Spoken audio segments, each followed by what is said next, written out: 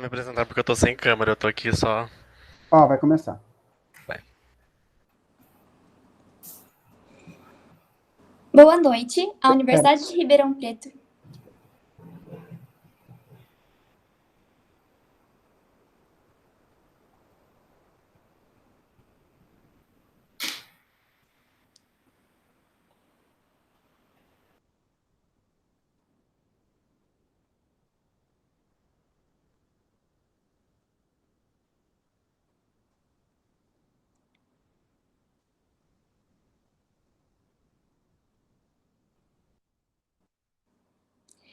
Boa noite, a Universidade de Ribeirão Preto, UNAERP e o curso de Direito agradece a presença de todos aqui presentes na primeira noite, na 9ª Semana Forense.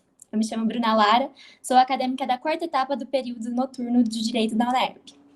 A Semana Forense terá atribuição de 10 horas de atividade, desde que os participantes estejam nos 2 dias de evento. Para ser certificado, basta o aluno logar nos respectivos links, que serão diferentes em cada um dos dias. O aluno deverá permanecer logado durante todo o evento e não receberá certificado o aluno que deixar de ingressar no endereço eletrônico até 15 minutos a partir de sua abertura, tampouco que o abandone antes da sua finalização. Lembrando que não será necessário o envio de relatórios e situações específicas poderão ser reportadas ao NEP ou para o e-mail certificadodireito@unerp.com. Para mandar a sua pergunta, mande no perfil do Instagram do NEP, @nepdireitonaerp, ou da Atlética, @atleticadireitouna.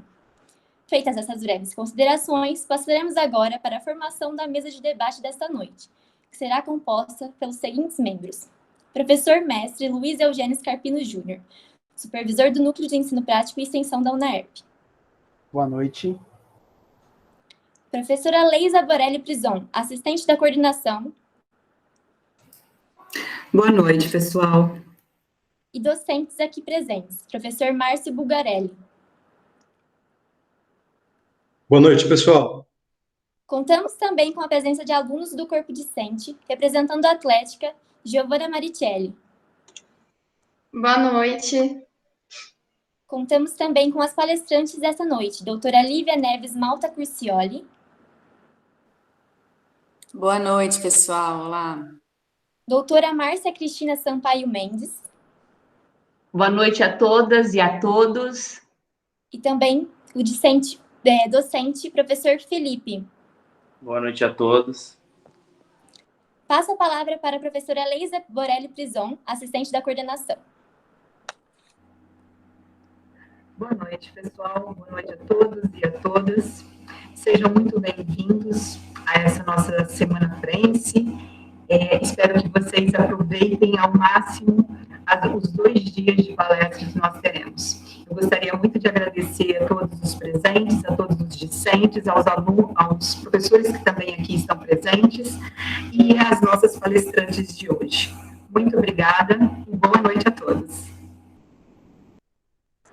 Com a palavra agora, professor mestre Luiz Eugênio Scarpino Júnior.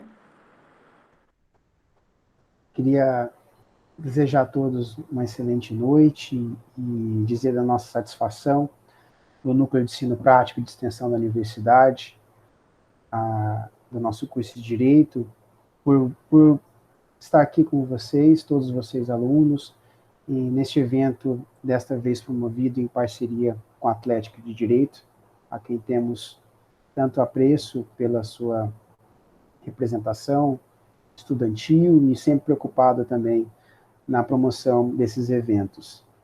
Eu queria externar meus agradecimentos a todos os alunos que não deixaram a peteca cair, estão conosco aqui, nos dando força, incentivo, cobrando, mas, acima de tudo, conosco na luta pelo desenvolvimento do direito, pela continuidade da nossa vida acadêmica e nos estimulando a cada dia mais para que nós possamos trazer um ambiente mais próximo possível daquilo que a realidade nos impõe. Essa Semana Forense, essa 9ª edição, ela estava programada para acontecer no final de março, salvo engano, no final de março desse ano. tudo organizadinho, todos os palestrantes confirmados, estava um teatro reservado, mesa, comissão de organização, todo mundo já tinha comprado até a roupa já.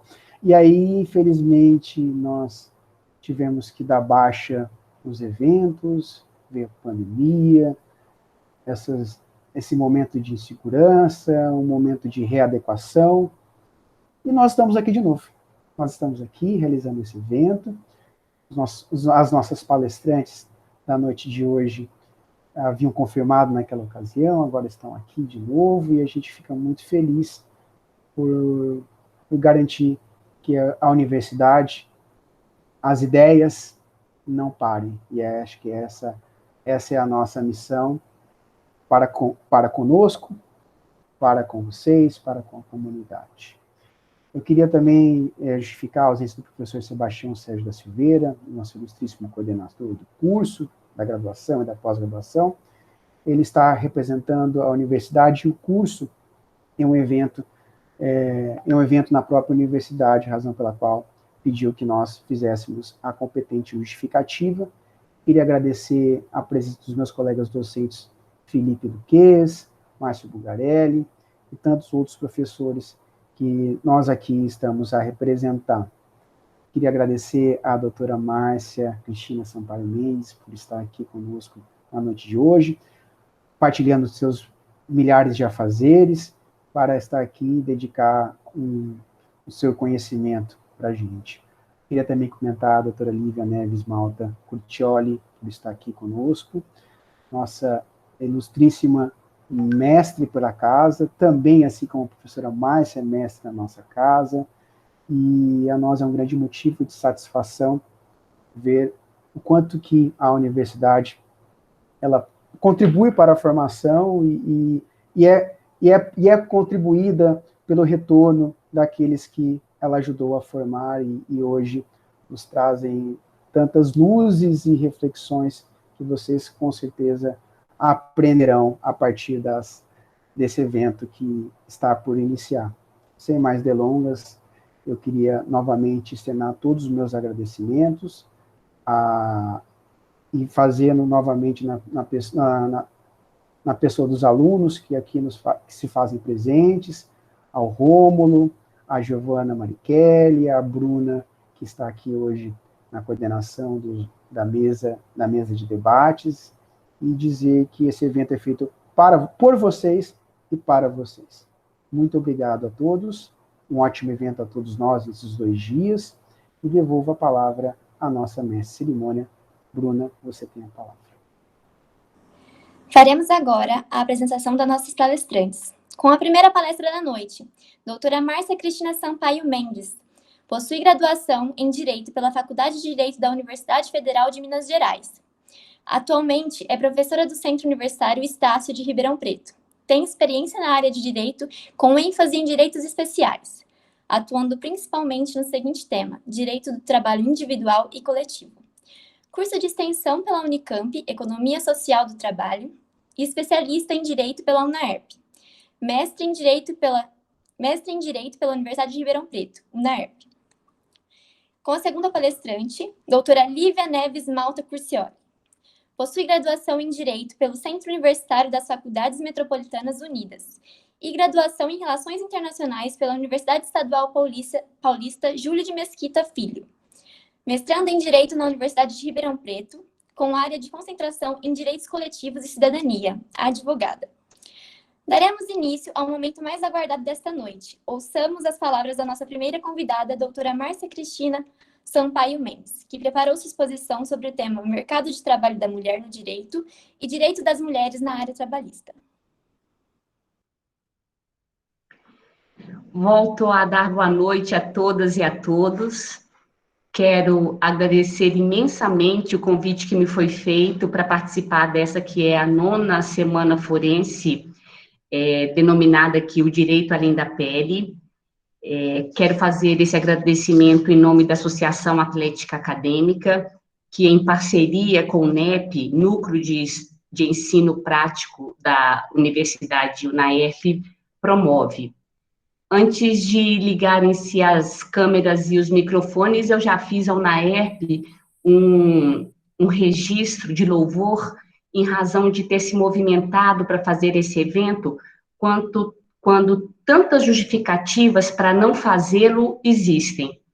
Então, quando uma universidade, em meio à pandemia, se movimenta para fazer um evento desse porte, trazer para os alunos essa possibilidade de discutir o direito, além da caixinha dogmática, isso é louvável, isso é importante, isso é necessário que se registre. Nem todas as universidades estão fazendo isso, e as que não estão fazendo, têm muitas conhecidas planetariamente justificativas para isso. Eu também quero dizer que a minha alegria é porque vou te falar sobre um tema que me interessa, que pesquiso há muitos anos, num lugar que eu me sinto muito à vontade. Quando foram ler meu currículo aí disseram que eu sou mestre, meu título de mestrado é da universidade. Então, eu estou retornando a uma casa onde já lecionei, que me formei mestre. Então, eu me sinto à vontade, é um prazer estar aqui de novo. Também já falei várias vezes antes de câmeras e microfones estarem ligados, que o meu magistério, que data de 20 anos, e a minha magistratura, que também data de 20 anos, são outros, para melhor, depois que fiz o curso de mestrado na UNAERP. Isso para dizer que estudar sempre é preciso, você sempre melhora, você sempre sai de um lugar e chega em outro, melhor do que você sai, você chega em um lugar melhor quando você se qualifica.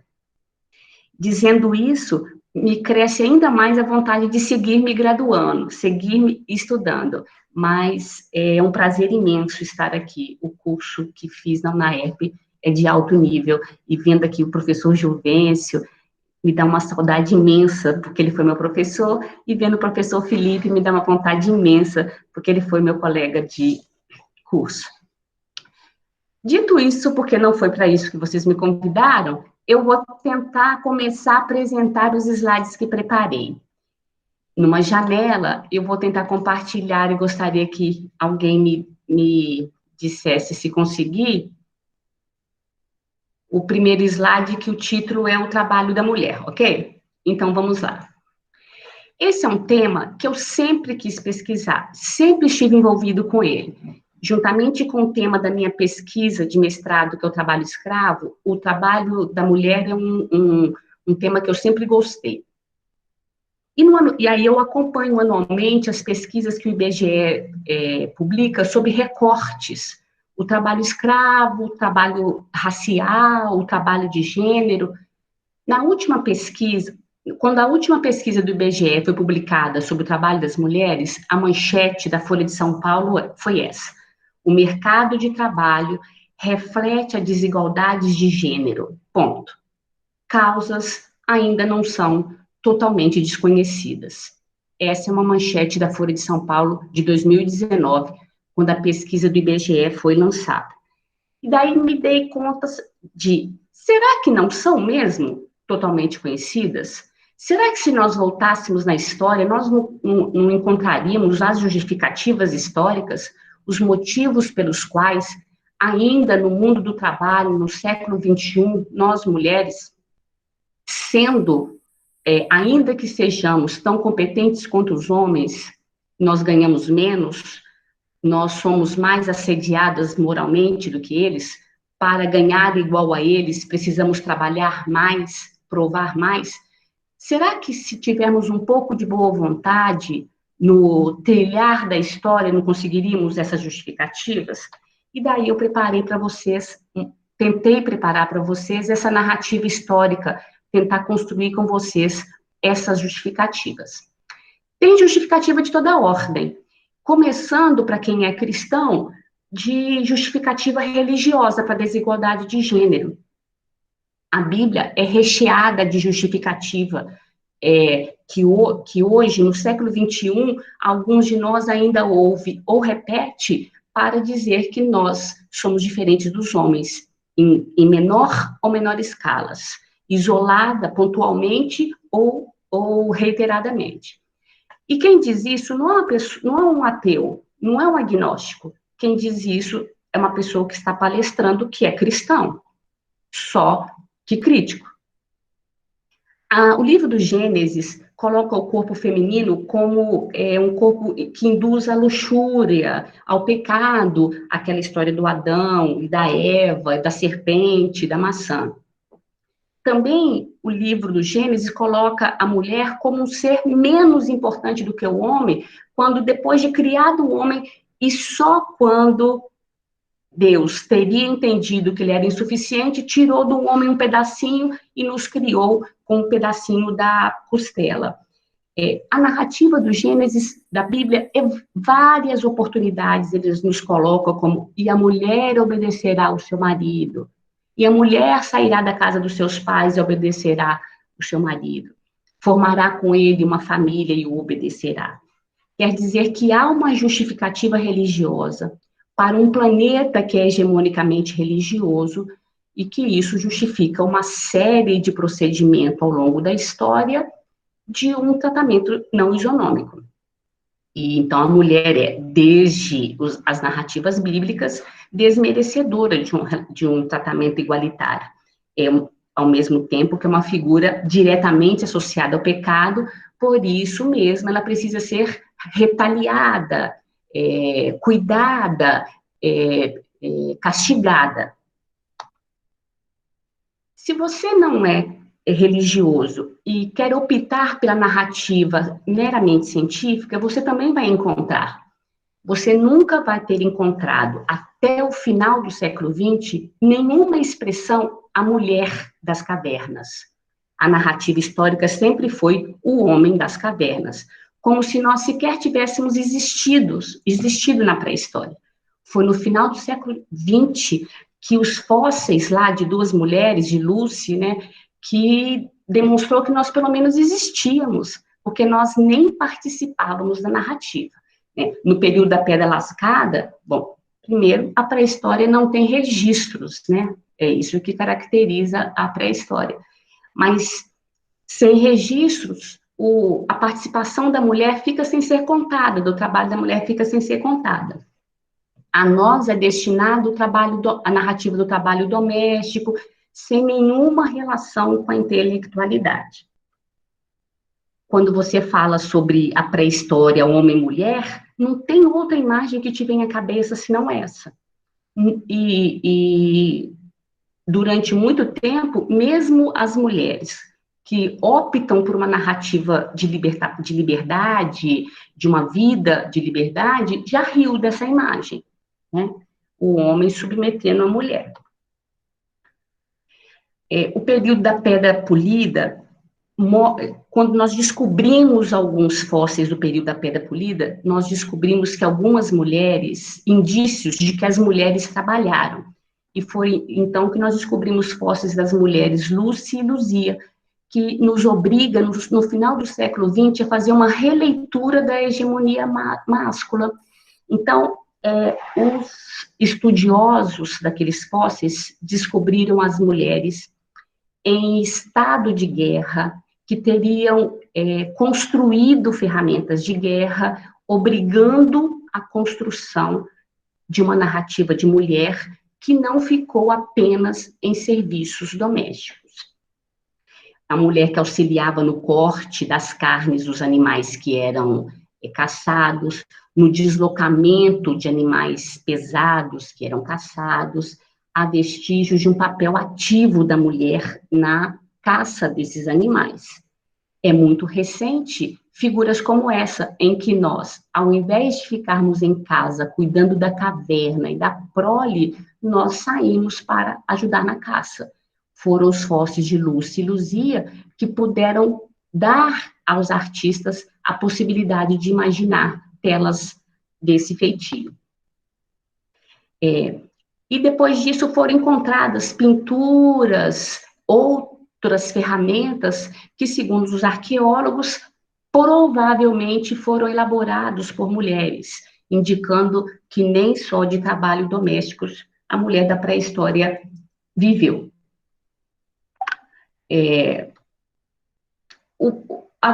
Quando a gente vai para estudar o trabalho da mulher no medievo, na antiguidade e no medievo, eu gosto de fazer duas separações. duas caixinhas separadas. A primeira é a centralidade. Qual que é o papel central e hegemônico da mulher na antiguidade e no medievo? O papel central é de nós, esposas, mães, ocupando papéis domésticos nas urbes. Esse é o nosso papel central. Quando nós trabalhávamos em tarefas agrícolas, cotidianas, submissas aos nossos homens, maridos ou pais. Na Idade Média, ousávamos trabalhar como artesãs, com salários muito baixos ou nenhum salário. Esse é o papel hegemônico e central do trabalho da mulher no medievo. Da mulher que não era nobre. Porque da mulher que era nobre era outra caracterização. A mulher que não era nobre não trabalhava. O trabalho era destinado até o medievo para os não nobres, né? Eram as mulheres pobres que trabalhavam nessas atividades. Eu trago algumas fotos das mulheres começando a fazer as tecelagens no trabalho doméstico. Agora, sempre existiu dentro de nós um sentimento de rebeldia. E aí, na Idade Média, eu trago alguns exemplos de mulheres que, a despeito de viver na antiguidade, no medievo, em qualquer momento, sempre existiu uma de nós que não se conformou com esse lugar que nos destinava. E se a nós era destinado o trabalho de doméstico, de cuidado com o outro, socialmente nos foi destinado isso, né, durante toda a história da civilização, como assim a gente podia trabalhar como guerreira, como soldado do exército? Mas teve uma de nós, chamada Joana d'Arc, que quis fazer isso, e tentou fazer isso para o exército francês, mas não foi possível.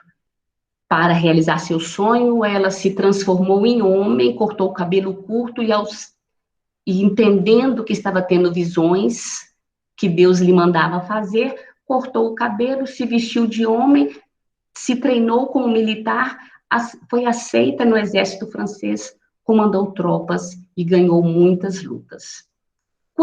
Então, o que eu quero dizer com esse slide é que Joana d'Arc serviu muito bem como guerreira enquanto não foi descoberta. O dia que ela foi descoberta, ela foi acusada de cometer feitiçaria, porque ela revelou que quis se tornar guerreira em razão das visões, e foi condenada a morrer, a ser queimada viva numa fogueira. Eu quero dizer com isso que, quando nós optamos por um discurso divergente, nós somos bravamente punidas. A diferença é qual tipo de punição? Ora físico, ora moral, mas a nós é destinado esse tipo de castigo. A despeito do que lhes falei na primeira caixinha, o papel hegemônico central, existem registros, é verdade, mesmo no medievo, de muitas mulheres divergentes, com discursos divergentes. Também teve na antiguidade vários discursos divergentes, Lucrécia, Penélope, existem vários discursos divergentes. Mas na Europa há registros, o único país que manteve, ou o país que manteve mais íntegros seus registros foi a França. E existem registros de algumas mulheres que ousaram trabalhar sozinho e sem o consentimento dos maridos, criando salões de beleza, padarias, cafés. Essas mulheres eram uma excepcionalidade. Elas registravam seus negócios naquilo que chamavam atos notariais, e iam trabalhar e viver do que ganhavam sem autorização dos seus maridos. O importante, até como médica, boticária, educadora, o importante de relacionar a isso é que a grande parte dessas mulheres não foi aceita pelos maridos, precisaram viver depois uma carreira social solo, sozinha, porque os maridos não aceitaram que elas fossem trabalhar sem o seu consentimento. Se a igreja autorizou isso em alguma medida, em algum momento, e até hoje não concordou em rever essa narrativa, de alguma maneira, a filosofia também fez isso conosco. E também não nos pediu desculpa por isso. Aristóteles, lá no século IV a.C., chamava as mulheres de homens imperfeitos. E isso justificou, durante um grande período histórico, nosso tratamento desigual em relação aos homens. Porque o grande filósofo dizia que nós éramos homens imperfeitos. Baseado em quê? Lembra da costela de Adão? A gente é feito com o que sobrou dele, o que deu. Então, baseado naquela narrativa cristã, Aristóteles, na verdade é o contrário, mas as coisas se reúnem, se juntam, se amalgamam, que eu costumo dizer, se amalgamam, e hoje Aristóteles disse isso, nós somos homens imperfeitos. E se você acha que 4 anos antes de Cristo passou, em 1718 nasceu o filósofo iluminista Jean-Jacques Rousseau, que disse que as mulheres deveriam ser constrangidas e castigadas severamente desde a primeira infância, porque elas precisavam, ao longo da fase adulta, serem obedientes aos seus maridos. Quando a mulher,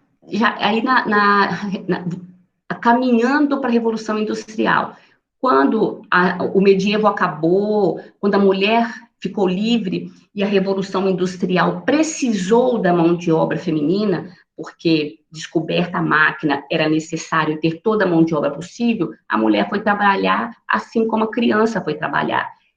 Essa mulher que não teve acesso à educação, né, que só os homens tinham acesso à educação, foi trabalhar no serviço pior, menos qualificado, ganhando menos salário. Na época da Revolução Industrial e até o final do século passado, essa mão de obra, mulheres e crianças, foi denominada mão de obra dócil.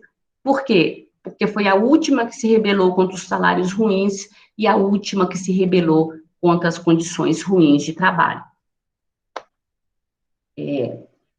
Boa parte da mão de obra feminina, então, vai para as fábricas fazer o serviço que os homens se insurgiram a não fazer.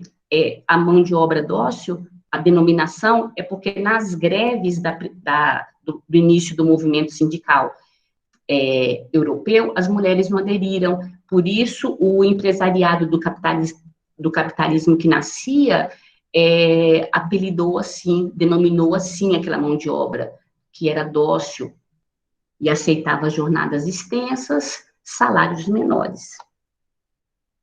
Eu trago algumas fotos. É fato que nós temos diferenças biológicas em relação aos homens. É inegável. Só nós temos um parto, só nós engravidamos. É evidente que diferenças biológicas vão justificar diferenças de tratamento normativo.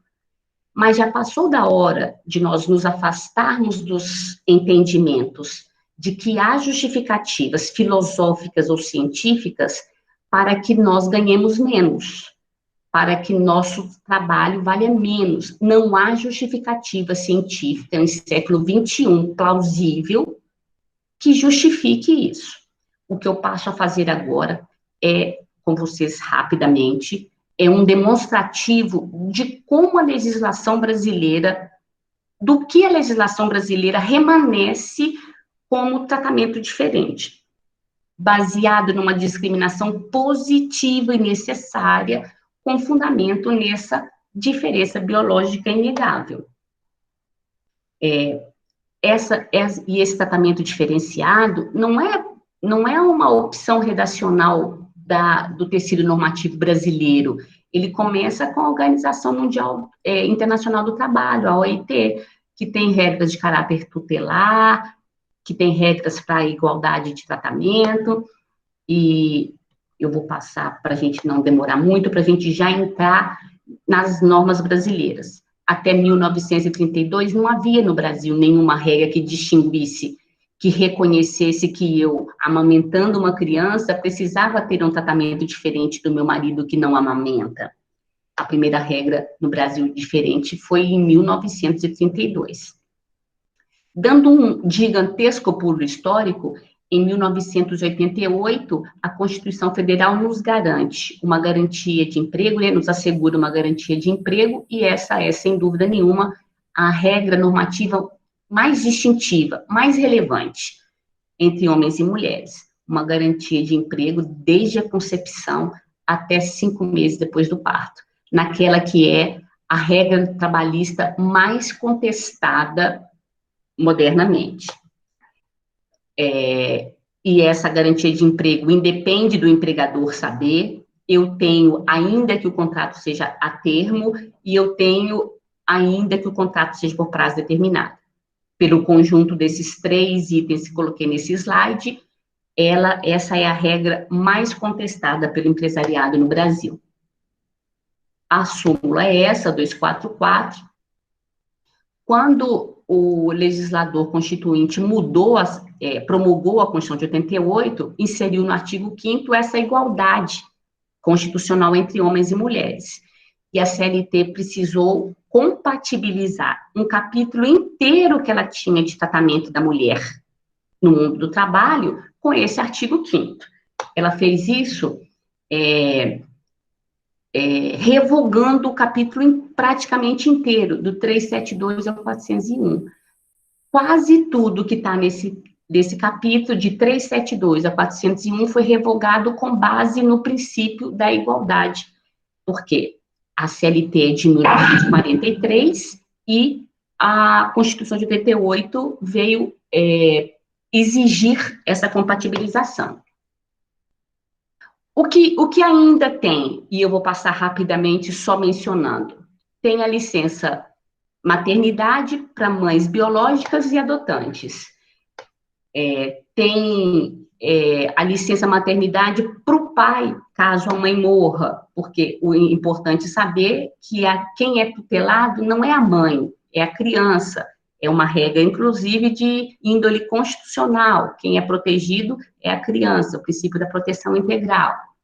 Também temos uma proteção no 395 da CLT, que não é a licença maternidade porque o bebê morre, mas é no caso do aborto.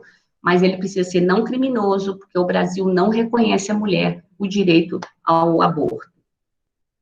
Tem também essa licença maternidade, existe a possibilidade dela ser prorrogada, mas é só se o empregador concordar, é uma possibilidade, não é imperativa.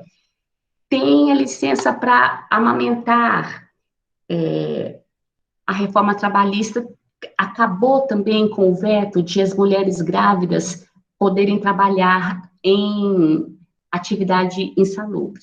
Essa era uma conquista desde 43, e a reforma trabalhista acaba com esse óbice. Agora, se o meu médico autoriza, eu posso trabalhar em condições insalubres. Numa situação que pode gerar crianças defeituosas, que é a criança que é protegida pelo princípio da proteção integral.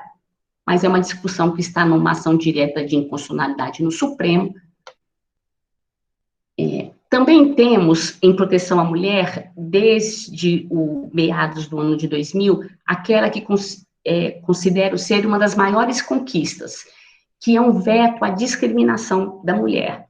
Para além da discriminação salarial, nós somos vítimas também de muita discriminação moral. Então, o artigo 373A da CLT é uma importantíssima conquista, que inclusive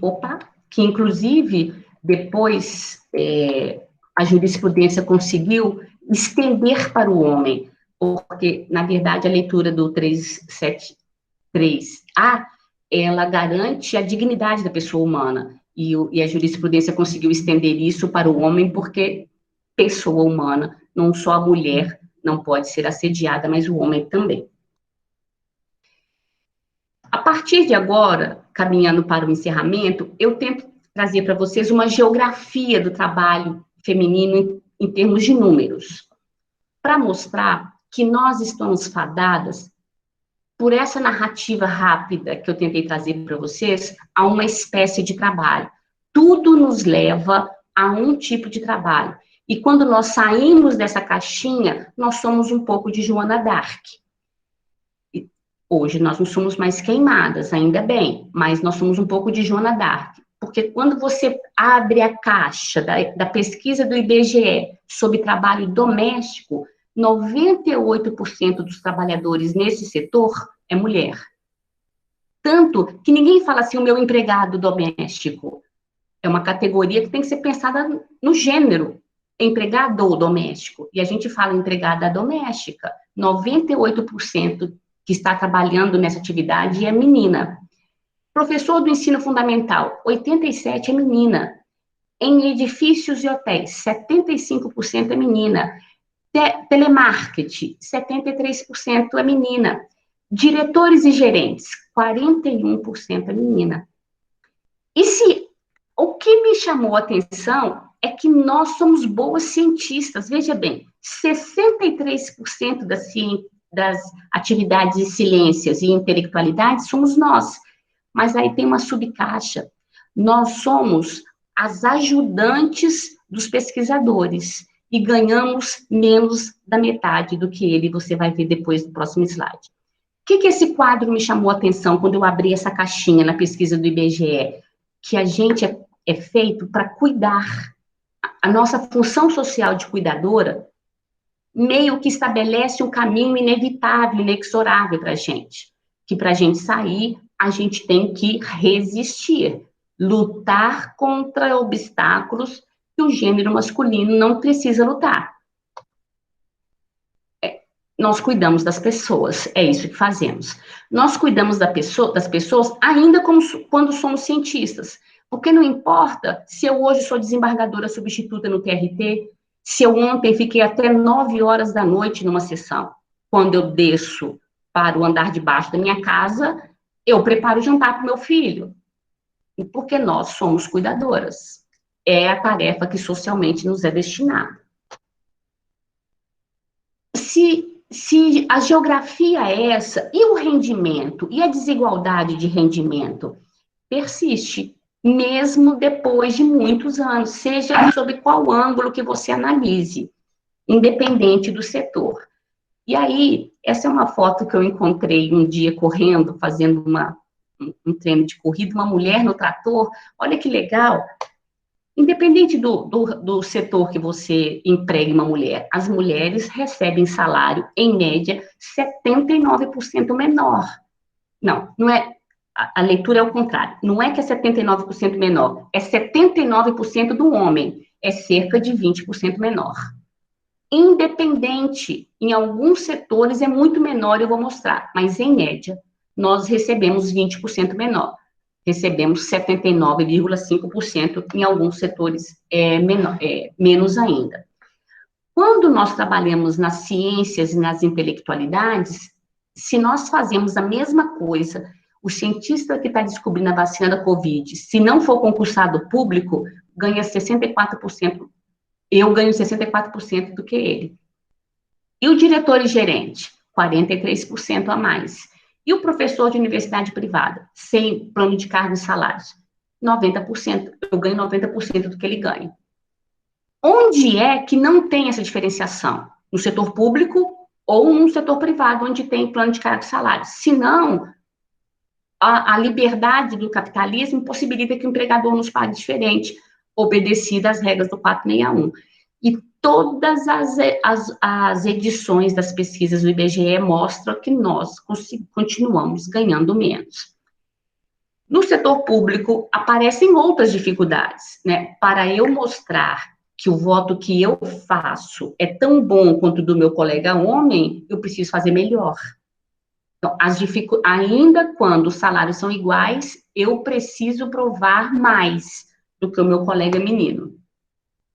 Eu faço aqui um outro recorte, que a mulher, quanto mais velha ela vai ficando, mais desnivelado fica o salário em relação ao homem. Numa análise que é invertida em relação ao homem. O homem, ele tende a ser encarado como mais experiente e, por isso, melhor remunerado. Nós, mulheres, vamos ser entendidas como mais decadentes. É a expressão. da pesquisa da Universidade de Campinas, experiente e decadente. Um outro recorte importante que eu faço na desigualdade de gênero é o recorte racial. Uma mulher negra em relação a um homem branco, olha o tamanho da diferença salarial, até 130%. E entre uma mulher negra e uma mulher branca, ainda assim a diferença. Então, são intersecções das desigualdades que ainda no século XXI a gente encontra. Infelizmente. Eu já disse lá, na medida em que a mulher vai avançando, ela vai sendo entendida como decadente e ao passo que o homem é entendido como mais experiente. Esse recorte que eu fiz aqui é o seguinte: essa discriminação salarial, ela aprofunda a desigualdade econômica entre homem e mulher. Óbvio, né? Eu ganho menos, posso ter menos acesso a bens capitalistas, e esse é um fator que aumenta a possibilidade, o risco de violência doméstica. São as intersecções que a desigualdade de gênero refletida no mercado de trabalho pode retroalimentar. Também queria dizer para vocês, dessas intersecções, desses interlaces, que 92,6% da população feminina com mais de 14 anos realiza atividades domésticas. Bom, nós sabemos que só se pode trabalhar 10 anos no Brasil. Como é que tem gente com 14 anos trabalhando? Tem gente com 14 anos trabalhando de maneira ilegal, trabalho ilícito. Seja esse trabalho doméstico a única atividade, seja a nossa dupla jornada, que é um elemento que nós experimentamos muito mais do que os homens, a dupla jornada. E aí, antes de ontem, montando essa aula, eu achei essa charge, achei interessante. Leu essa notícia, querida? Estudo da OIT mostra que as mulheres trabalham mais do que os homens. Tive tempo ainda não. Nós não temos tempo em razão da nossa evidente dupla jornada. Só um minuto, parei.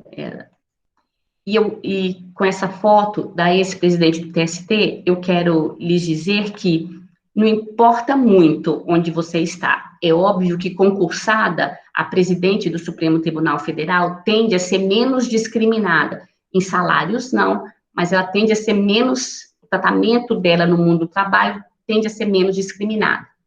Mas no discurso de despedida do cargo dela, do presidente do Supremo, ela disse que, durante uma sessão, ela era interrompida 19 vezes mais do que um colega ministro homem.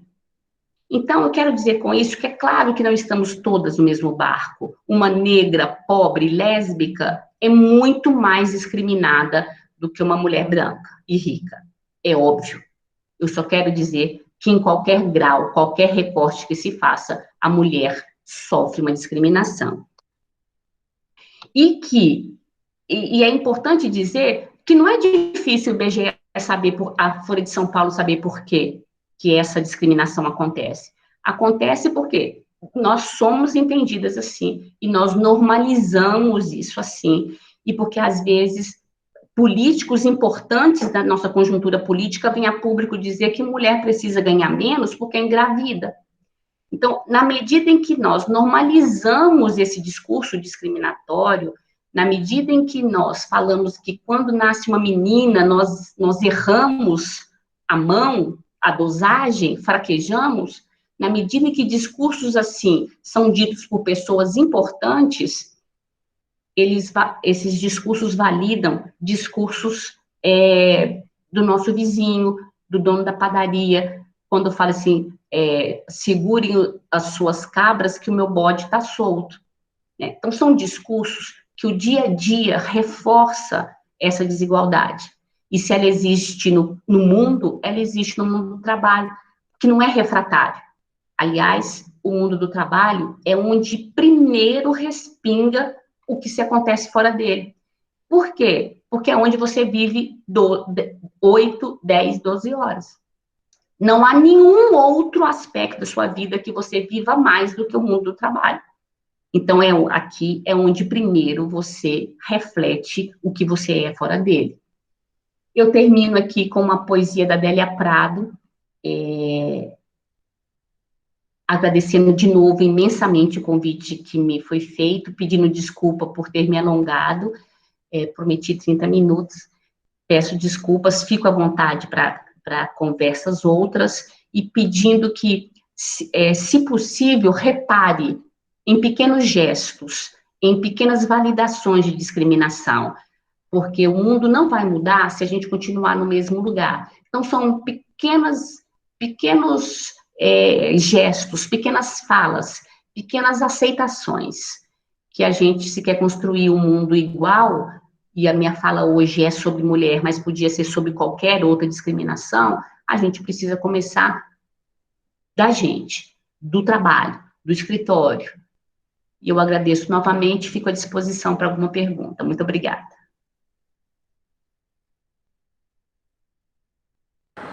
Ouçamos agora as palavras da nossa segunda convidada da noite, doutora Lívia Neves Malta Curcioli, que preparou sua exposição sobre o tema A Manifestação da Sexualidade no Ambiente Universitário. Oi, pessoal, todos me ouvem? Obrigada. Bom, eu queria até levantar, né, para aplaudir a doutora Márcia. Eu estava aqui aplaudindo de pé mentalmente, porque eu não posso levantar, senão vou sair do quadro. Mas foi excelente, doutora Márcia, a sua exposição. Então, antes de eu começar a me emocionar falando da fala da doutora Márcia, eu vou então cumprir a formalidade e agradecer o convite da UNAEP. Também sou cria da casa na pós-graduação, estrito sensu, né, no mestrado, e agradeço aí todo o corpo docente na pessoa do professor Scarpino, e a Atlética também, que fez o convite, que formalizou o convite, e a própria UNAEP, a universidade, que que hoje vai, entre aspas, personificar aquilo que eu vou falar aqui, né? Então, começando a me emocionar, porque, gente, eu fico inflamada quando eu vou falar a respeito de direito além da pele, sabe por quê?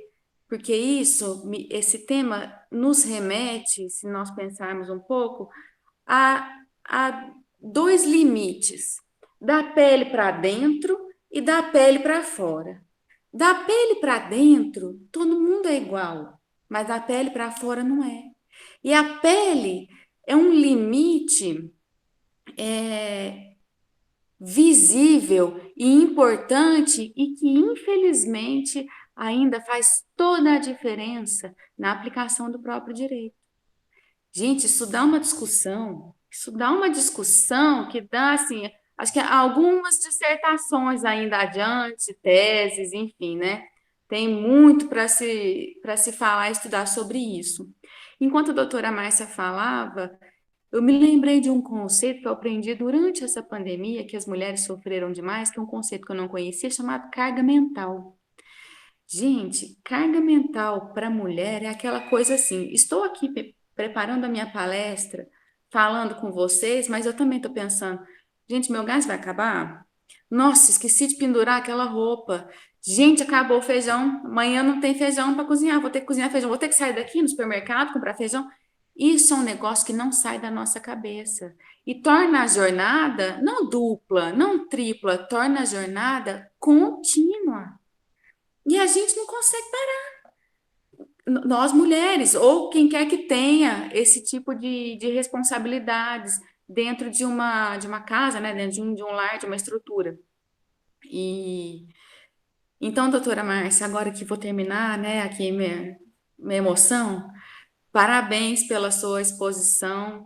De fato, é necessário reparar, é um tema, essa diferença e esse recorte de gênero no direito do trabalho, eu acho que ele vai ser importante ad eterno. A gente vai precisar falar sobre isso enquanto não houver uma mudança de gerações e gerações daqui para diante. E aqui, quando eu falo de gerações daqui para diante, eu vou começar a entrar no meu tema. eu resolvi falar de sexualidade dentro da universidade.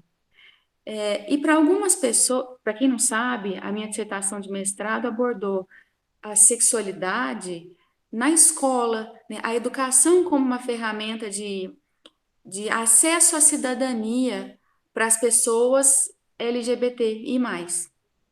Então, só que eu resolvi falar, na dissertação abordei a escola e a educação básica, mas aqui resolvi abordar a sexualidade manifestada no ambiente universitário, dentro da universidade, por algumas razões. A primeira delas é porque, como o próprio nome já diz, a universidade deveria ou traz um universo dentro dela. Então, tem pessoas de diversas origens, de diversas classes sociais, de diversas orientações sexuais, de diversas identidades de gênero, de diversas cores. E isso se dá mais e mais com a ampliação do acesso ao ensino superior, com os programas de acesso à educação que nós tivemos, ProUni, FIES. O acesso à educação superior aumentou muito e com ele a diversidade dentro da universidade, porque convenhamos, né, venhamos e convenhamos, não é verdade, pelo menos eu posso dizer da minha época, acho que os colegas aqui supõem que todos tenham mais de 30 anos, eu estou esperando, sinceramente, que todos tenham pelo menos mais de 30 anos, sabem que na universidade não havia muitas pessoas negras dentro da nossa sala. Não havia muitas pessoas LGBTI+ dentro da nossa sala. Gente, eu estudei numa universidade pública em que, pelo menos hoje, né, eu sou formada há mais de 10 anos, vamos lá. Pelo menos hoje, a manifestação da sexualidade, ela é muito tranquila. Ela é, tô falando de onde eu me formei, tá bom? Da Unesp, aqui em Franca. E ela é muito tranquila e é muito, eu não vou dizer incentivada no sentido de promiscuidade, mas no sentido de seja quem você é, né? Porque aqui nesse espaço não haverá, a maior parte das pessoas vai te respeitar, independente do que você demonstre ser, do que você seja, da pele para fora. E aí, a universidade acaba sendo também um local por excelência de formação e acesso à cidadania das pessoas. Por quê? Principalmente com a ampliação do ensino superior, nós temos hoje na universidade pessoas que, além de buscar qualificação, já estão muitas vezes inseridas no mercado de trabalho, já tem muitas vezes uma certa dificuldade para concluir essa etapa da vida que é o ensino superior. E digo a vocês por experiência que fazer isso trabalhando não é fácil, não, tendo que cumprir todas as obrigações de um empregado e de um estudante de graduação. A carga é grande, e se dentro desse ambiente você chegar e não puder ser aquilo que você é, a tensão, a carga fica quase que esmagadora. E aí o que acontece? Ao mesmo tempo, a universidade ainda é um local de início de manifestação da sexualidade, de início de vida sexual. Pode não parecer, mas ainda é.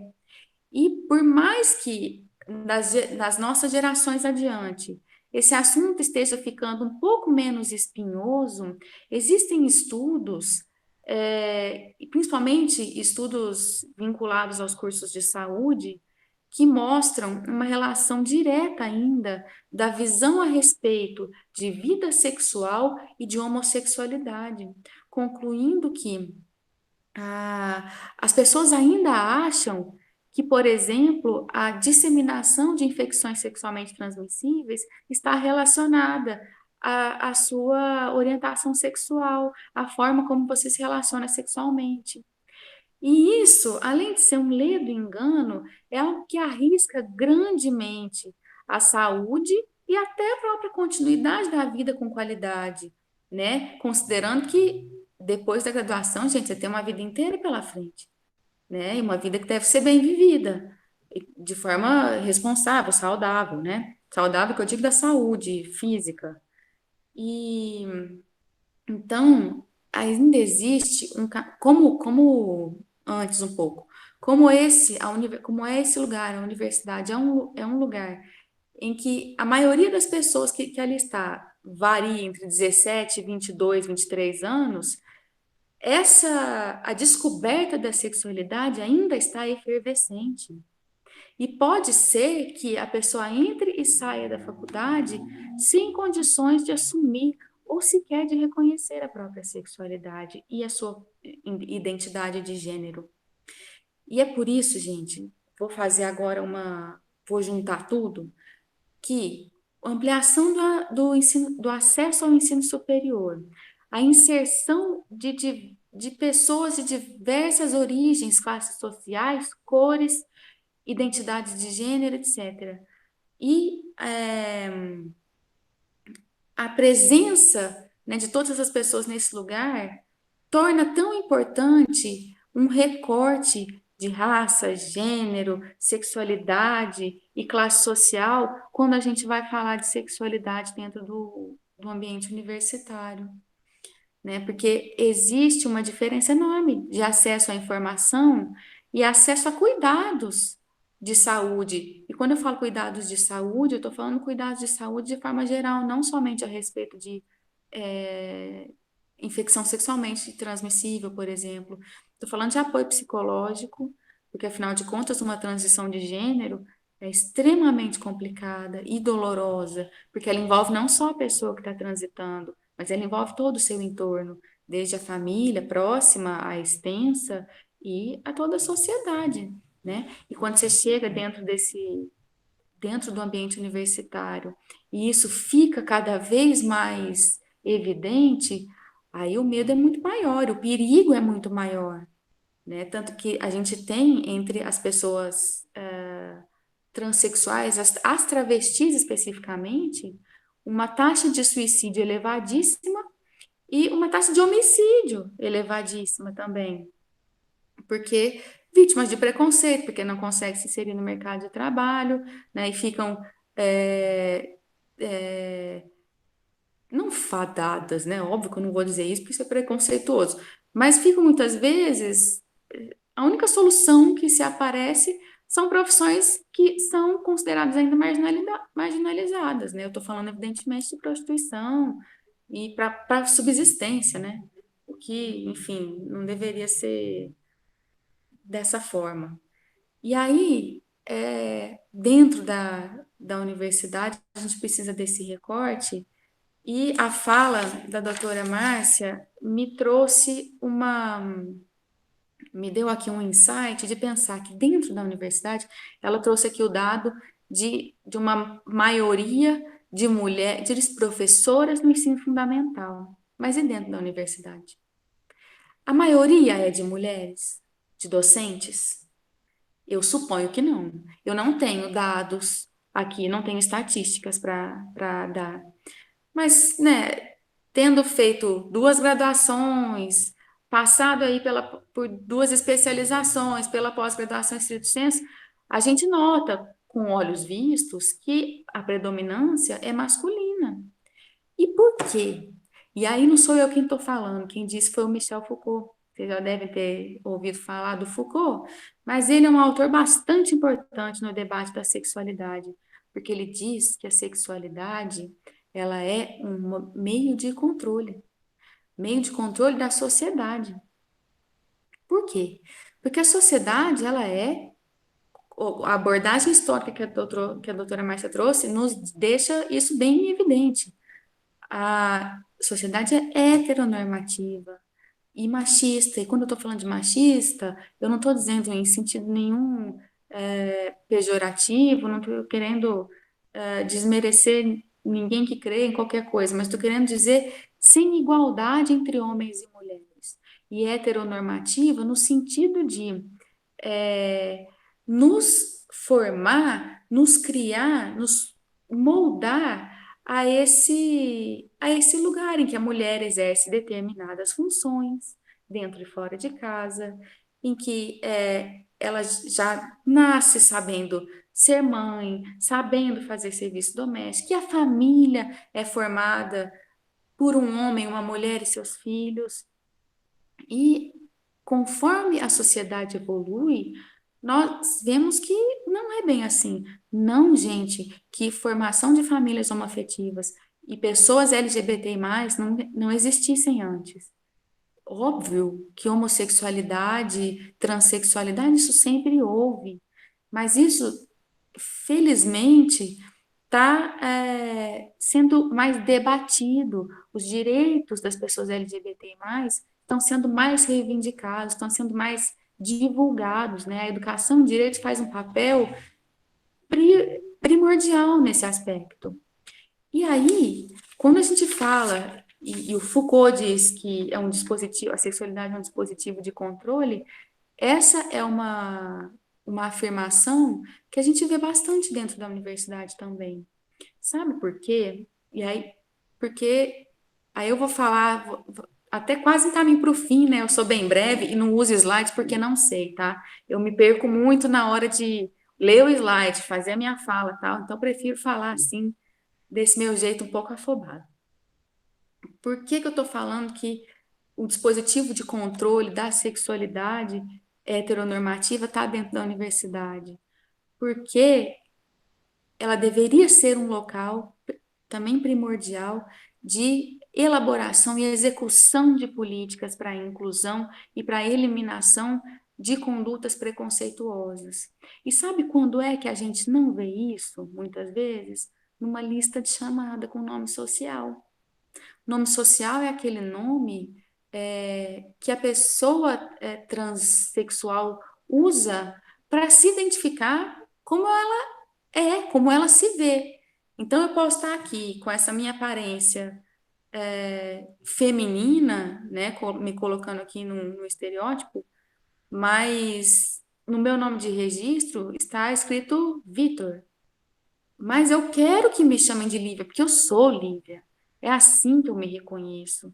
É assim que eu faço questão que as pessoas me vejam. É assim que eu me apresento à sociedade. E não é sempre que nós conseguimos alcançar o direito, falo por casos que já vi, de uma pessoa, no momento, por exemplo, de uma matrícula, ser matriculada e constar em lista de chamada com seu nome social. Em uma pessoa ter respaldo administrativo da universidade e pedagógico também, de preconceitos que sofre dentro e fora de sala de aula. Sem contar o que infelizmente acontece, preconceito vindo dos próprios, manifestação de preconceito vinda dos próprios docentes, né? Que ainda acontece, mas que vai deixar de acontecer no longo prazo. E aí, eu deixo aqui, eu instigo todo mundo a se perguntar, a olhar para os lados, né? Pedir como a doutora Mais pediu, reparem, olhem para os lados e vejam se seus colegas e suas colegas têm esse direito de reconhecimento respeitado dentro da universidade, que é a que vocês estão, é a UNAEP. E se a UNAEP faz isso, se a UNAEP promove políticas, se ela executa políticas de inclusão e de eliminação de preconceito. Preconceito aí, preconceito contra LGBT e contra a identidade de gênero, né? Deixo essa pergunta, né? Deixo para vocês essa tarefa de observar como é que isso funciona dentro da universidade em que vocês estão inseridos e inseridas. Porque isso pode não ser hoje, dentro da sua turma, algo evidente ou uma realidade presente, mas certamente, na geração seguinte à sua, de seus filhos, de seus sobrinhos, dos filhos de amigos e amigas de vocês, isso virá. Porque isso existe na sociedade. E não pode ser vedada, né, a nossa visão para as pessoas LGBT, para as pessoas que manifestam identidade de gênero diversa daquela do sexo de nascimento, né? Então, e nós, como cidadãos, como pessoas conscientes da necessidade de promover e de compreender o que é acesso à cidadania e que esse acesso está intimamente vinculado a um ambiente democrático, nós temos que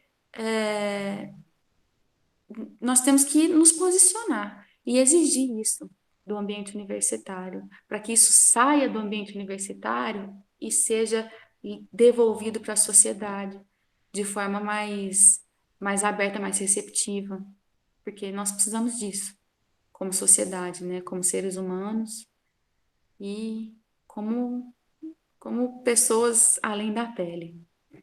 Era isso. Muito obrigada. Desculpa se eu falei rápido demais. Também estou à disposição para outras conversas, para tirar dúvidas. Agradeço muito a oportunidade. Obrigada.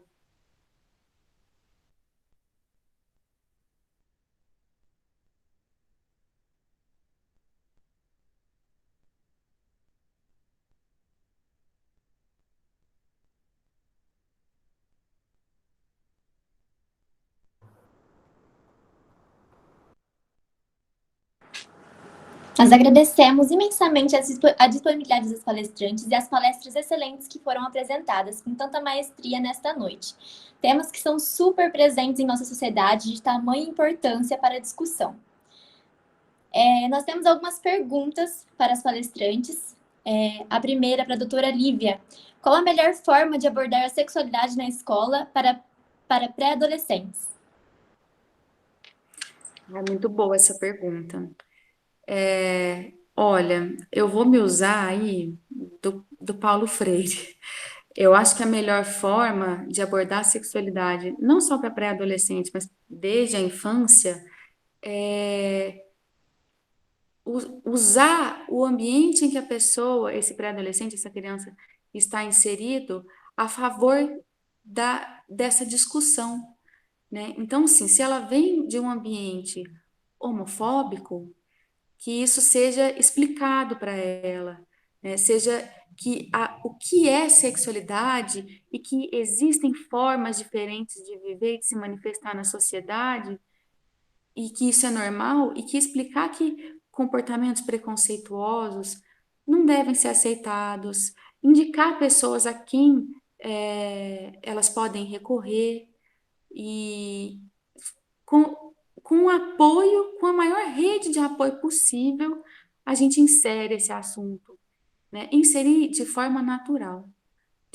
e usando a linguagem que elas estão habituadas, né? Se a gente usa hoje, sei lá, eu vejo os adolescentes, os pré-adolescentes, não sei, mas o TikTok para transmitir diversos tipos de informação, que o TikTok seja usado para mostrar ali pessoas que talvez sejam parecidas com ela, para que ela se sinta representada, para que ela veja que ela não está só.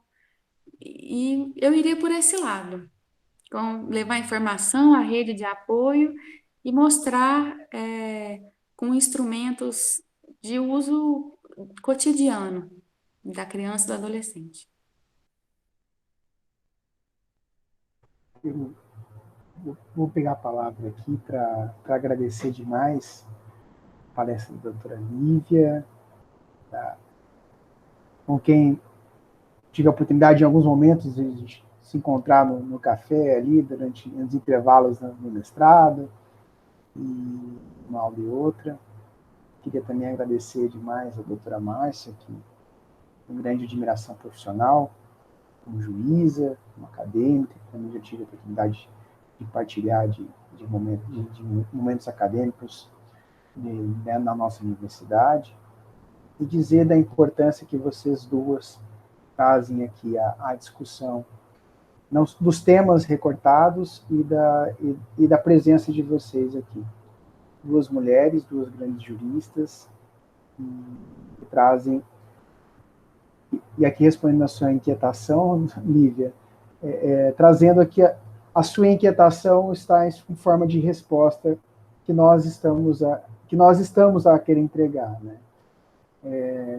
Se faz presente cada vez mais a presença feminina, a presença do respeito ao respeito a todas as formas de expressão, de sexualidade, de cor da pele, enfim, tanto que amanhã o evento vai ser alusivo à comemoração do 20 de novembro, do Dia da Consciência Negra. E quando a Atlética nos procurou no começo do ano para a gente planejar esse evento, a gente falou assim, não, vamos tocar na ferida, vamos tocar alguns pontos polêmicos. E eu lembro que a Giovana falou assim, vamos pensar uma coisa diferente, porque o normal a gente sempre faz todo ano, então a gente começar a quebrar as estruturas. E eu conversava com a professora Leisa, a coisa de uns 20 dias, falei assim, Leisa, como os nossos eventos eram machistas, né, a gente só tinha homem e tal, a gente precisa quebrar isso. E aí era uma autocrítica que às vezes normalizava, e aconteceu. E tá errado. Precisou. E aí houve uma crítica assim, parabéns por você trouxe uma mulher na semana jurídica. Eu falei, poxa, tá errado. Aí eu cheguei para a secretária e falei, escuta, qual foi a última vez que veio uma mulher? Eu falei assim, Scarpino, não tô lembrando dos últimos anos. Eu falei assim, tá errado, que precisa equilibrar isso. E essa é uma resposta que a gente precisa repactuar, precisa organizar. O professor Juvencio fala que ainda nós somos, a gente precisa corrigir isso. A questão do gênero, aí tem a questão da pele, e, enfim, a gente precisa corrigir. A gente identificou que o problema existe. Agora a gente precisa trabalhar em cima dele.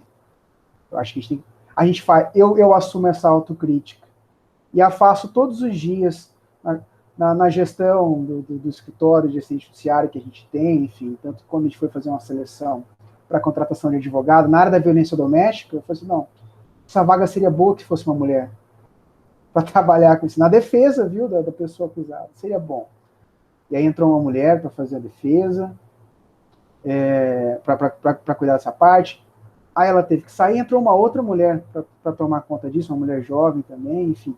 Então, acho que o problema, ele se acentua a partir do momento que a gente não trata dele, né? E vejo que essa é uma preocupação nossa, né, Leisa, tão presente. E a gente pode falar. Não, eu queria muito parabenizar, eu tenho dito isso ao professor Scarpino há um certo tempo, com a preocupação que a gente tem tido e que o professor Scarpino tem externado e concretizado em quebrar alguns paradigmas, quebrar alguns tabus que são muito necessários. A gente entende que até então não estava sendo, a gente entende uma série de coisas, mas também não dá para dizer que está completamente errado, no sentido de que tudo bem, está errado, mas a gente começa a mudar quando a gente também toma consciência. E quando a gente toma consciência, é necessário mudar. E tudo bem que cada coisa tem o seu tempo. A gente demorou um pouco, verdade. Talvez tenha demorado um pouco para mudar as estruturas, para quebrar alguns tabus. Mas tudo tem o seu tempo também. E as questões precisam ser arejadas também, as estruturas precisam ser arejadas também para que novas pessoas, novos conceitos, outras questões acabem fazendo parte do nosso dia a dia. E a universidade, que é melhor lugar do que uma universidade para fazer isso? Não há melhor lugar, e eu vivo dizendo isso para os meus alunos, eles até ficam, eu fico repetitiva, porque a questão de gênero é de extrema importância que a gente fale sobre isso. E eu falo sempre, a gente não é binário, a gente está ali, tem um monte de coisa entre homem e mulher, tem uma diversidade gigantesca, tem um monte de conceitos. Então, é necessário que a gente quebre, é necessário que a gente converse, como a doutora Lívia falou, que a gente explique para as crianças, para que elas não cresçam com esses estigmas, com esses conceitos horríveis sobre as pessoas. É necessário que a gente modifique isso, porque, como diz a doutora Márcia, isso vai reverberar na relação trabalhista, vai reverberar na nossa vida como um todo. E não dá mais para ser assim, porque agora tudo isso está muito consciente, está muito latente. Eu fico muito, muito feliz por viver esse momento em que eu posso falar, em que eu posso criticar, em que eu posso ser a mulher que vai trazer as questões feministas e femininas para dentro de uma sala de aula, que vai provocar o pensamento de uma população na universidade, que vai dizer para as meninas: parem de reproduzir o machismo. Vocês não são machistas, vocês reproduzem aquilo que vocês aprenderam sem que se pense, reflita sobre tudo aquilo. E é de extrema importância que isso aconteça nessa idade, para que os alunos, né, e as alunas, e as mulheres em geral, e as amigas, e todo mundo, já cresça num universo, já se desenvolva num universo melhor, sabendo dos seus próprios direitos. Então, isso é claro, que eu falo de uma condição de mulher, eu falo de um lugar de mulher. Mas eu posso falar, e o homem também pode falar, e o amigo, e o mais novo, e o mais velho. Esse tempo de amadurecimento de cada um é de extrema importância, e é de extrema importância que a gente fale cada vez mais. Eu sou feminista, eu não tenho como não ser, porque estamos aqui por sermos, né? Então não dá para negar que você é. E eu fico sempre muito triste quando eu ouço meninas dizerem que não gostam do feminismo, não são feministas. Eu fico de uma tristeza imensa, porque ela não se conhece. Eu não fico triste por eu estar triste, eu fico triste porque eu fico vendo e falando: que dó, que pena, né? Porque é um amadurecimento, um crescimento, um autoconhecimento. E nessa reprodução de fala sem pensar, isso só atrasa, né? E afasta pessoas interessantes, e afasta uma série de conhecimentos, de saberes incríveis, né, que o próprio pré-conceito acaba limitando, né? Você deixa de conhecer, você deixa de ver, você deixa de fazer, você deixa de ouvir. Então, assim, muito, muito obrigada por todos. Professor Scarpino, muito obrigada. Giovana, Bruna, professor Márcio que está aqui, professor Juvencio, Felipe. Muito obrigada a todos que estão aqui e aos nossos discentes. Muito obrigada. Eu tenho uma pergunta. Obrigada, professora Leisa. Obrigado mesmo. Você nos representa. Eu tenho uma pergunta, tenho duas perguntas, na verdade. Uma para a professora Márcia e outra para a Lívia. Vou fazê-las, então. Na verdade, são duas para a Márcia, e aqui eu já recebi outra aqui. Eu vou emendar uma na outra. Uma que é essa pergunta sobre se pessoalmente você já recebeu insultos machistas. Imagino que isso possa ter acontecido em algum momento, mesmo na sua vida profissional, tão proeminente, isso pode ter acontecido, né? Imagino a audácia que isso pudesse acontecer, mas, enfim, uma dúvida de uma pessoa que nos mandou. E tem uma outra pergunta, quer saber o seguinte, vamos lá, deixa eu pegar aqui. Ele quer saber se, diante das dificuldades no mercado formal para as mulheres, como as diferenças afetam com os desmontes trazidos pela reforma trabalhista, da Previdência, o aumento da valor, que tem que ser adequado à manutenção do status quo, que com certeza favorece essa desigualdade entre homens e mulheres, e a gente poderia dizer outras desigualdades e outras iniquidades. Então, são essas duas perguntas para você, depois eu volto em mais uma para a Lívia. Tá. Obrigada pelas perguntas. Começando pela pessoal, eu me formei na universidade muito cedo, porque eu passei no vestibular muito cedo e fui rápido, fiz o curso rápido, então eu me formei muito cedo. E fui trabalhar no escritório e um cliente chegou, eu tinha acabado de fazer 21 anos, o cliente chegou querendo falar com a doutora Márcia, porque com o único dinheiro que eu tinha, eu mandei fazer 2.000 cartões, era a época do cartão em papel, eu tinha o único dinheiro, mandei fazer 2.000 cartões, distribuir para todo mundo, apareceu um cliente no escritório, querendo falar com a doutora Márcia, e era eu, e ele disse que não, que era para chamar a doutora Márcia, minha chefe, e eu falava que era eu, e ele disse que para uma mulher da minha idade, ele não colocaria a causa, ele não deixaria a causa. Eu tinha 21 anos, eu pensei, bom, então, às vezes, essa minha cara de menina, eu comprei um óculos de grau também, com um dinheiro muito suado, comprei um óculos de grau usado, com 21 anos, ninguém quase, hoje tem computador, mas na época não se usava óculos com 21 anos. Comprei um óculos usado com 21 anos, estraguei minha vista até hoje, para parecer mais velha e ganhar a confiança, não adiantou. E depois eu percebi que não tinha a ver só com a minha idade, que depois, quando eu passei para a magistratura, aqui já em Ribeirão Preto, eu fui muito, muito desrespeitada. Eu não tenho queixas nenhuma da advocacia de Ribeirão Preto, eu me dei muito bem com a advocacia de Ribeirão Preto, tenho ótimos, inclusive, amigos aqui. Mas com uma parte em Ribeirão Preto, eu cheguei a ser agredida fisicamente. Numa sentença que eu dei durante a audiência, o dono de um restaurante em Ribeirão Preto, que hoje não existe mais, ele me chamou de vaca, subiu, o Felipe sabe dessa história, de vez em quando ele me pede para repetir, como se fosse engraçado. Ele me chamou de vaca, subiu na mesa e me agrediu fisicamente. Coisas que, se fosse um homem, eu tenho certeza que ele não faria. Ele ficaria com raiva, xingaria o juiz lá fora, mas avançar sobre uma pessoa, e eu já tinha 30 anos, o que me faz pensar que não era os 21, quando eu quando eu construí meu escritório. É eu ter nascido no gênero que foi socialmente, ao qual foi socialmente destinado o papel de cuidadora, e não de decidir o destino das pessoas.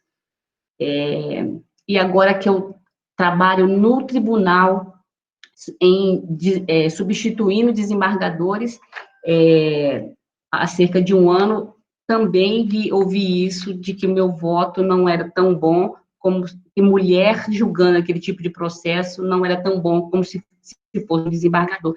Então, o que eu penso? Não importa se você tem 21 ou se você tem 40 anos, se você nasceu no gênero destinado para servir, você não adianta, né? A presidente do Supremo está aí para confirmar que ela foi interrompida em média 19 vezes. Então, já fui sim. Inclusive, com esse meu jeito magrelo, o cara olhou para mim e falou assim, essa aí eu vou derrubar, e pulou em cima de mim. Ao invés de recorrer da minha sentença, ele achou mais fácil me bater. Então, sim, já fui muito, muito...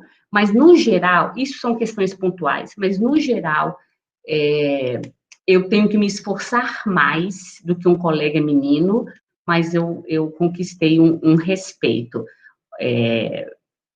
Eu penso que, me esforçando mais do que os colegas meninos, eu hoje consigo um respeito.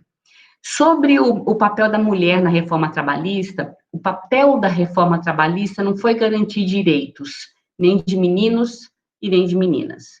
No recorte de gênero, a reforma trabalhista foi ainda mais cruel conosco, porque ela acabou com o capítulo inteiro que tinha de nossa proteção, e naquilo em que a parte que era a centralidade da proteção necessária, que era da gestante, ela ainda nos prejudicou, possibilitando que trabalhássemos grávidas em atividades insalubres e perigosas, não criando condições de essa desigualdade ser diminuída, não criando políticas públicas em que a mulher possa ser equiparada ao homem. Então, infelizmente, a reforma trabalhista, ela não veio para melhorar direitos trabalhistas, não. Ela faz parte de todo um projeto que é tornar a mão de obra mais barata, e, nesse sentido, a avalanche é por flexibilizar direitos. E, no caso das mulheres, a resposta é que foi um aprofundamento de desigualdades. E aí está dentro desse contexto em que nós estamos hoje entendendo que o trabalho da mulher é caro, né? Esse discurso é fácil de pegar. o trabalho da mulher é caro, quando você não entende a necessidade da proteção integral, que nem é uma regra trabalhista, é uma regra constitucional, mas, infelizmente, e isso foi feito com que fundamento? O fundamento de criar mais empregos, né? Quem acompanhou a reforma trabalhista sabe que o fundamento político da reforma foi a criação de novos empregos, que não foram entregues conforme prometido. Então, infelizmente, não sei quem fez a pergunta, mas eu agradeço, a reforma trabalhista nem prometeu diminuir essa desigualdade. Ao reverso, só acentuou. Obrigado, professora Márcia. Obrigado. Tem uma pergunta também para a Lívia. Diz a pergunta: sabemos que nos últimos tempos a escola mais progressista, que aborda temáticas quanto à sexualidade, questões de gênero, tem sofrido ataques. Como promover essas discussões sem a taxação infame que vem recaindo sobre as instituições de ensino? E existe um preparo para que essa discussão ocorra dentro da sociedade? E aqui eu acrescento né, essas ideias de que não se pode discutir sexualidade e orientação dentro de sala de aula, tanto que aquele movimento de escola sem partido e tal, como se isso tivesse ligação com o partido e não com uma defesa, uma causa de humanidade, de unidade entre as pessoas. Né? Queria ver sua opinião sobre isso. Olha, eu acho que educação e informação serão as nossas únicas ferramentas. É possível discutir sexualidade, identidade de gênero dentro das escolas? Será possível quando os professores estiverem educados para falar sobre isso e a sociedade começar a assumir a existência de pessoas diferentes sem ser como uma ameaça.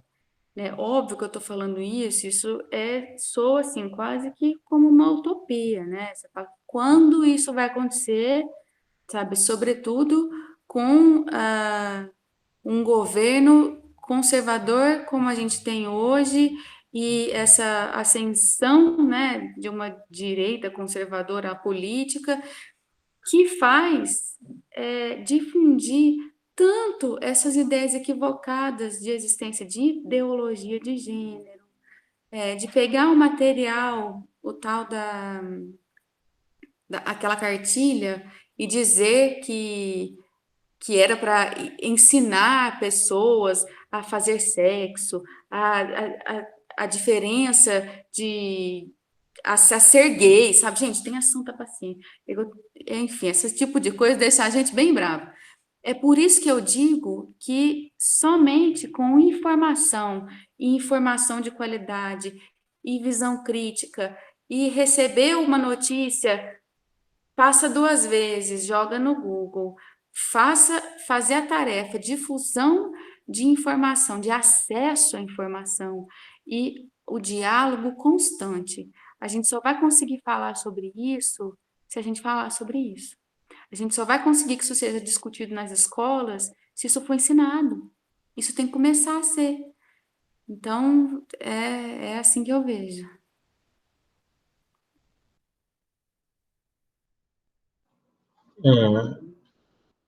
Obrigado, professor Scarpino, a sua palavra aqui por escrito, né? Eu parabenizo o professor Luiz Eugênio Scarpino pela organização do evento, e as palestrantes, a doutora Márcia, a doutora Lívia. É uma alegria muito grande participar aqui com vocês e os demais colegas aqui, professor Leisa, professor Márcio, professor Felipe, os alunos que estão aqui participando, uma satisfação muito grande. Parabenizo as 2 falas tão importantes, né? E eu fico muito sensibilizado com essas falas, uma temática pela qual eu tenho grande respeito e interesse, né? E, de fato, a gente está vivendo um século que nós podemos dizer assim, que se não houvesse uma emergência do feminino nesse século, eu não sei como que a gente vai acabar esse século, né? Porque o masculino já deu demonstrações suficientes de incompetência para gerir o planeta, né? Para conduzir a humanidade para um caminho realmente de paz e de harmonia, né? Guerras e destruições, depredação.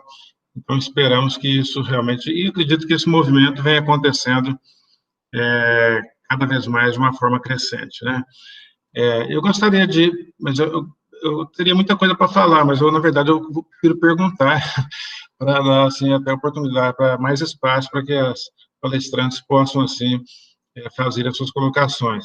Doutora Márcia, eu gostaria de ouvir da tua parte, em que medida o sistema judiciário poderia contribuir para romper com essa perspectiva machista, essa cultura machista que nós temos no Brasil, né, no mundo, mas no Brasil, realmente, o machismo no Brasil é realmente muito acentuado, a violência doméstica é altíssima, de fato, o Brasil está na frente de muitos países no que diz respeito à violência doméstica, a violência de gênero, né, nos seus mais variados matizes, né? Em que medida o sistema judiciário poderia contribuir realmente para quebrar isso? E para a Lívia, doutora Lívia, eu gostaria de fazer a seguinte pergunta. Você trabalhou essa questão da educação na universidade e que perpassa a dimensão educativa, né? Nós temos no Brasil uma cultura machista. Essa cultura ela encontra respaldo de uma forma muito significativa, como até a própria doutora Márcia falou no início da sua palestra, na religião, né? Como é possível trabalhar no contexto da educação um discurso acerca da sexualidade de forma a estabelecer minimamente algum diálogo com essa dimensão cultural religiosa, de forma a buscar um mínimo de equilíbrio, de um caminho que possa contribuir para a superação das polarizações que nós temos visto nessa matéria envolvendo a questão de gênero, de sexualidade no nosso país. Então, primeiro para a doutora Márcia, segundo essa questão para você. Bom, vou começar respondendo. Tive mais tempo para pensar, Lívia, vou quebrar seu galho. Isso se chama sororidade. Professor, obrigada pelas perguntas, um prazer tentar responder uma pergunta de um professor que eu gosto tanto.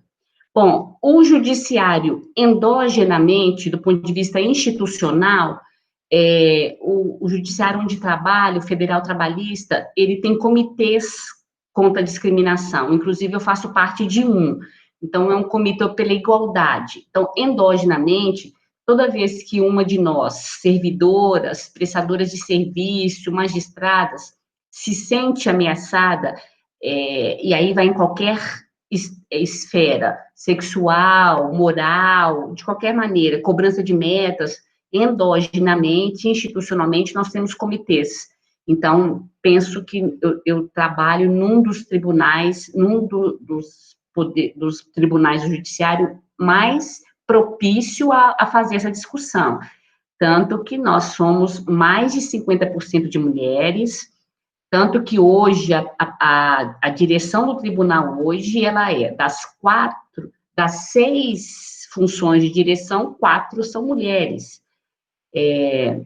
Presidente, vice-presidente, vice-corregedora e presidente da escola da magistratura.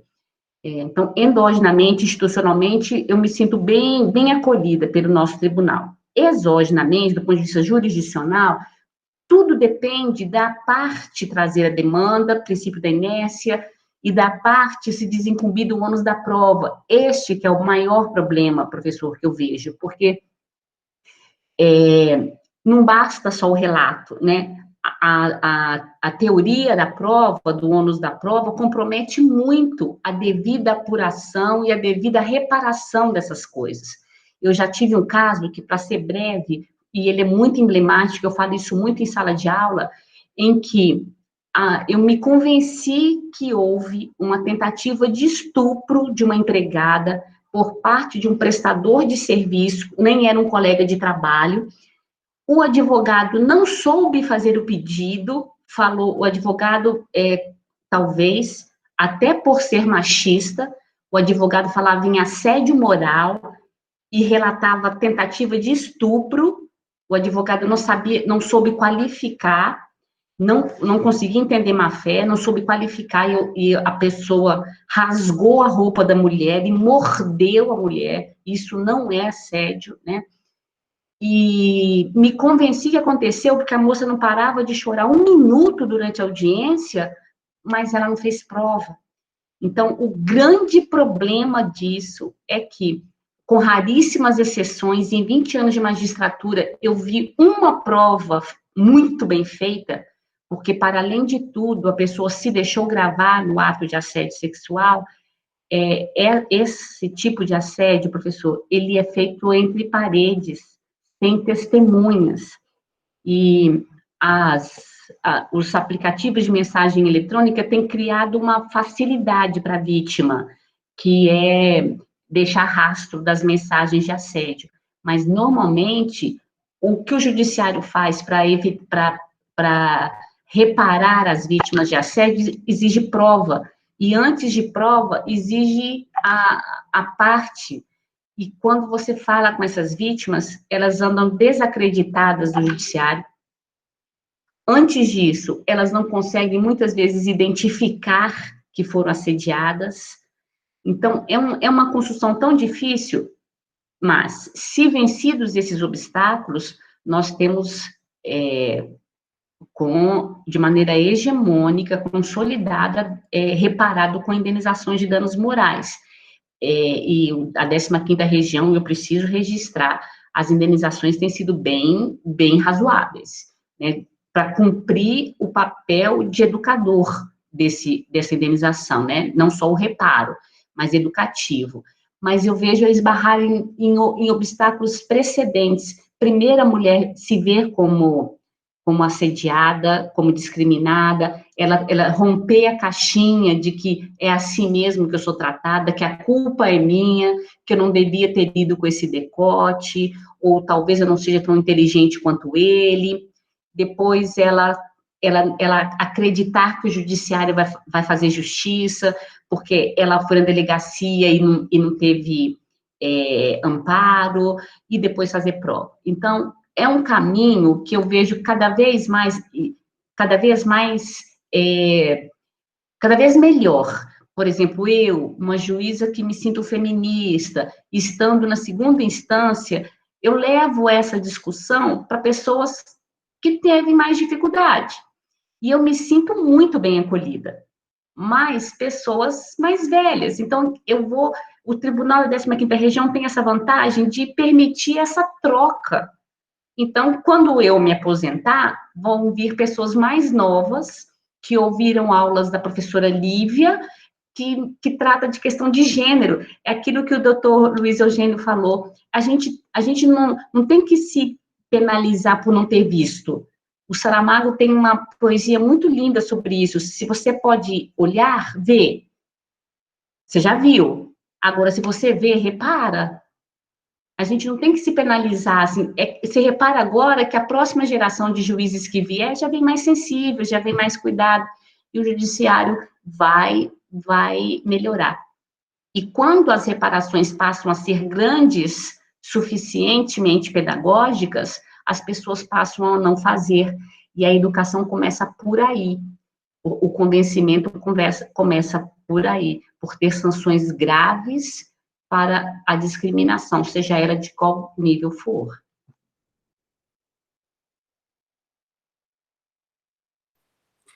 Bom, professor Juvencia, eu suponho que esse debate e falar sobre a diversidade sexual dentro do ambiente escolar, e não sem esbarrar, mas sem ter sem o concurso negativo da religião e de moralismos e o que quer que seja, a gente só vai conseguir quando as pessoas entenderem, e aí eu estou dizendo as pessoas porque somos nós, humanos e que tem alguma religião, que manifestamos essa crença.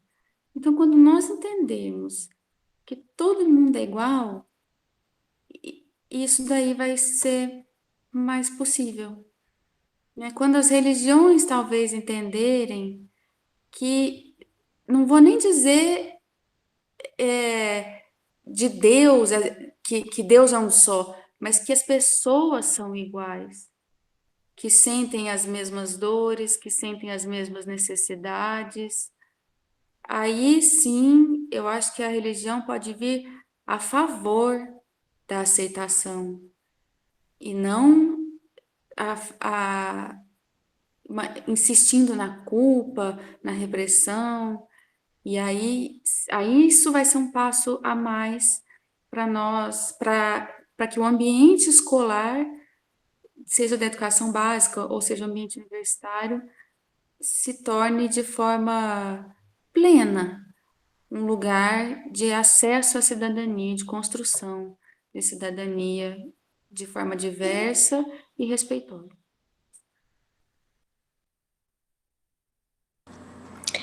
Para finalizar, em nome de todos os discentes, agradeço a doutora Márcia e a doutora Lívia por ter nos presenteado com essas excelentes palestras. Dar-se por encerrada a primeira noite da 9ª Semana Forense da UNAERP. Agradeço a todos aqui presentes e retornaremos amanhã pontualmente às 19 horas.